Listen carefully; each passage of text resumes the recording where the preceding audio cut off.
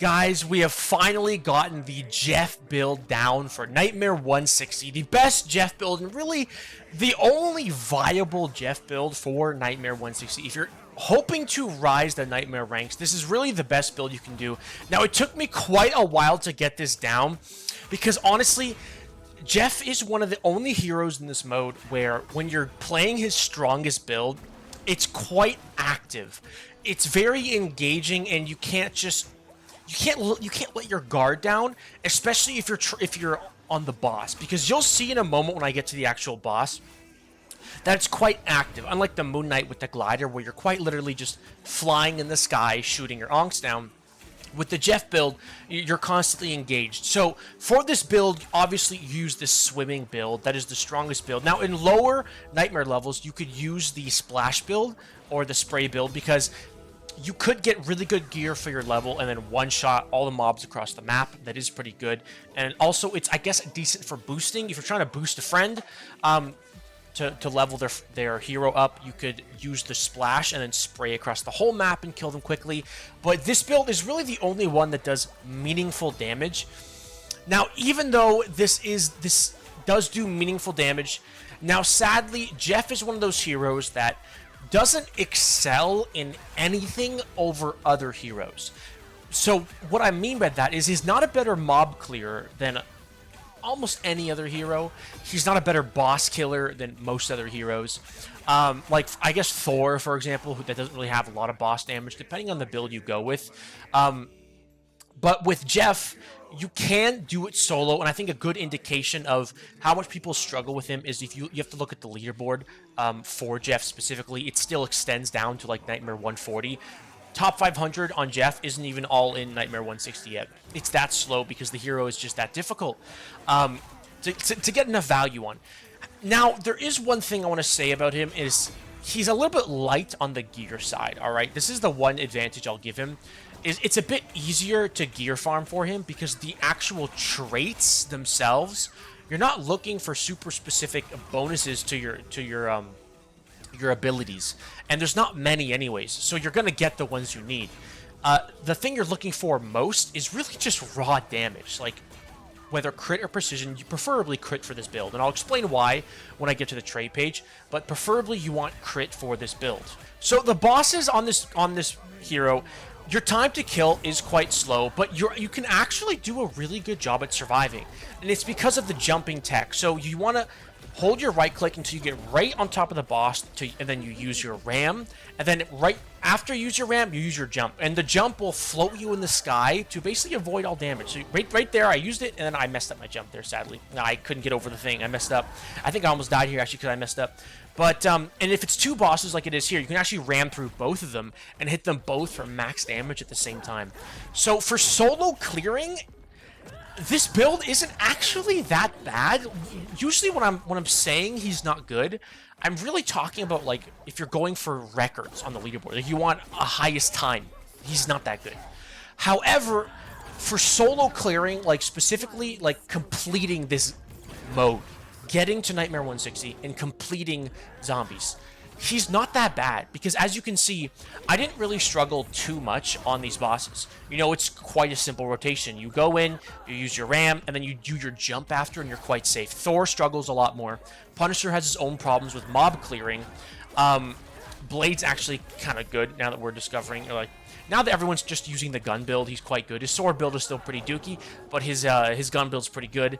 But for Jeff, he's actually not that bad. And see, Rotosker's almost dead already. It's actually going quite fast. He's actually just not that bad for solo clearing. So we're about to kill the boss with under 8 minutes on the clock, which is actually quite good for Jeff. I think I'm top 150, by the way, on Jeff.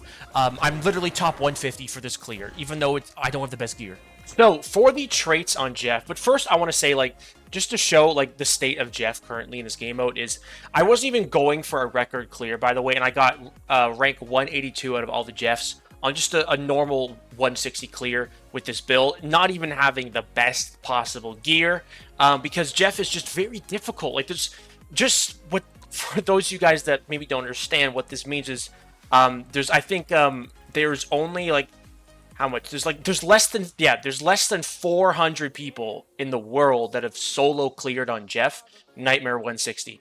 It's just not easy to do it, but if you want to do it, this is the build for it.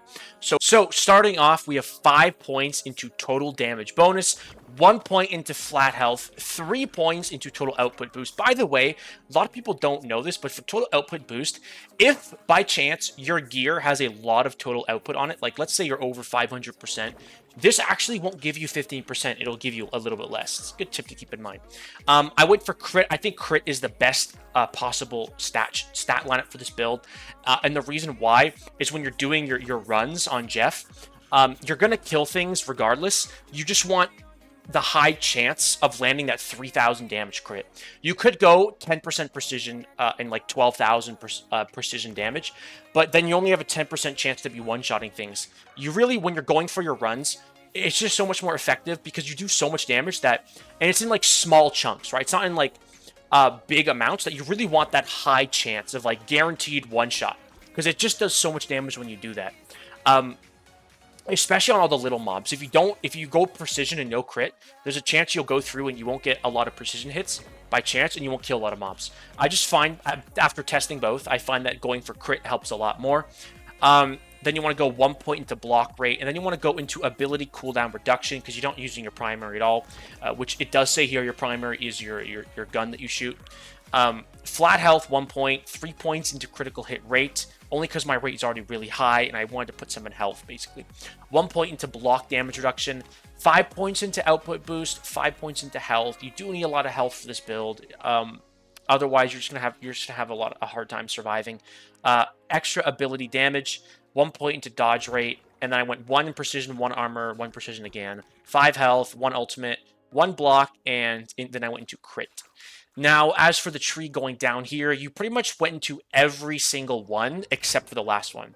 Yeah, you go into every single ability on the fin tree except for the last one.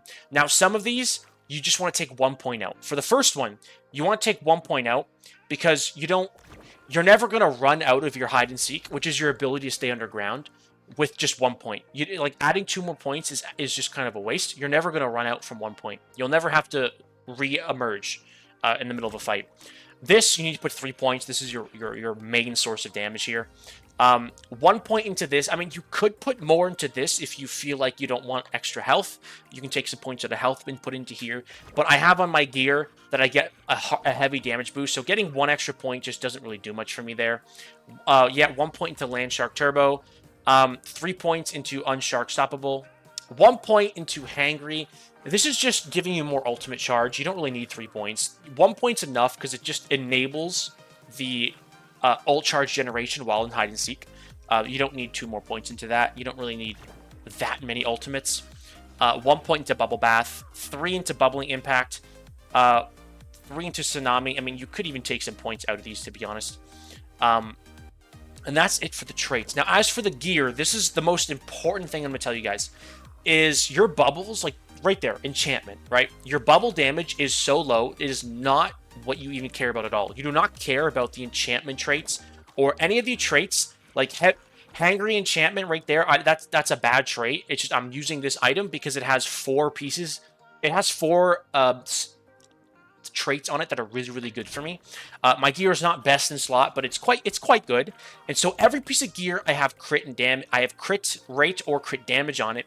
But the most important traits is Forward Frenzy enchantment. This is your ram damage when you use your ram. That's like your primary. So it's all your damage. Like your bubbles. I've tested bubble builds where I put a lot of points into the enchantment on the bubble damage. The bubble damage just does so little compared to your ram. You never really want to. You don't really care about it at all. Next, after the hide and seek ramming damage, you want Big Fish Frenzy, which makes it's a big damage boost by the end, because it makes you scale a lot harder by the end, because every time you ult, you get right there an extra 30% stacking damage on every ult for every 10 mobs you grab. It stacks really well. So the only 2 traits you care about, and I mean the only 2, is Forward Frenzy enchantment and Big Fish Frenzy. Those are the only 2 you care about. Besides that, you want crits and just overall damage. Damage against close range mobs, because every hit you do is close range. Output boost, total damage, You don't really care about precision with this build. Damage against bosses is pretty decent too, but that's what you want to focus on for gear. None of the other abilities are worthwhile at all. You want maximum ram damage. Guys, that's all for today's video. If you enjoyed, please remember to like, subscribe, comment, turn on the bell for notifications so you can see when minutes videos are. And as always, guys, take care.